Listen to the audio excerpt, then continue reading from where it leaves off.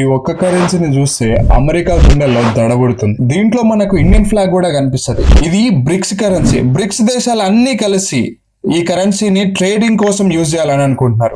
ఒక్కసారి గనక ఈ బ్రిక్స్ కరెన్సీ చలామణిలోకి వస్తే ఇక డాలర్ కి పతనం స్టార్ట్ అయినట్టే. మొన్న ట్రంప్ లిటరలీ ఇండియాని బ్లాక్ మెయిల్ చేస్తున్నాడు ఆయిల్ విషయంలో. అసలు ఎందుకు అమెరికాకి అంత అహంకారం? ఒక దేశం ఇంకో దేశంతో బిజినెస్ చేసినప్పుడు కరెన్సీ ఎక్స్చేంజ్ అవుతుంది. ఫర్ ఎగ్జాంపుల్ కి మనం రష్యాతో గనక బిజినెస్ చేస్తున్నట్లయితే మనం రూపీస్ ఇస్తాం, వాళ్ళు రష్యా నుంచి రూబెల్స్ ఇస్తారు. మరి అన్ని కరెన్సీ వాల్యూ కూడా ఒకేలాగా ఉండదు కదా. ఒక కరెన్సీ వాల్యూ తక్కువ, ఇంకొక కరెన్సీ ఎక్కువ ఉండొచ్చు. ఇన్ఫ్లేషన్ కూడా ప్రతి కంట్రీకి చేంజెస్ ఉంటాయి. ఇట్లా చాలా రీజన్స్ వల్ల కరెన్సీ వాల్యూ మారుతూ ఉంటుంది. దీని వల్లనే ఇంటర్నేషనల్ ట్రేడింగ్ లో చాలా ప్రాబ్లమ్స్ అవుతున్నాయి.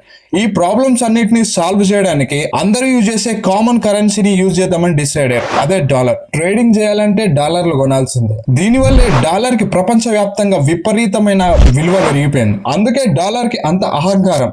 డాలర్ కొమ్ములు విరిచే సమయం దగ్గరలోనే ఉంది. ఇప్పుడు బ్రిక్స్ దేశాలన్నీ కలిసి ప్రపంచంలో జరిగే 40% షేర్ ని హోల్డ్ చేస్తున్నాయి. ఇది తక్కువేం కాదు, ఇది చాలా పెద్ద విషయం. ఒక్కసారి బ్రిక్స్ కరెన్సీ చలామణిలోకి వచ్చిన తర్వాత బ్రిక్స్ కంట్రీస్ అన్ని కూడా, అంటే ప్రపంచంలో జరిగే 40% ట్రేడ్స్ మొత్తం కూడా డాలర్ లేకుండానే జరుగుతాయి. అప్పుడు డాలర్ వాల్యూ తగ్గుతుంది, అమెరికా అహంకారం కూడా తగ్గుతుంది.